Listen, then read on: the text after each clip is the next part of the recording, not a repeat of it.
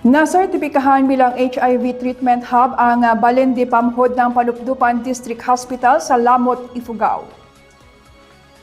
Ito ang unang pasilidad sa probinsya na otorisadong magbigay ng komprehensibong HIV treatment at iba pang kaugnay na serbisyo sa mga kliyente ng probinsya at karatig na lugar.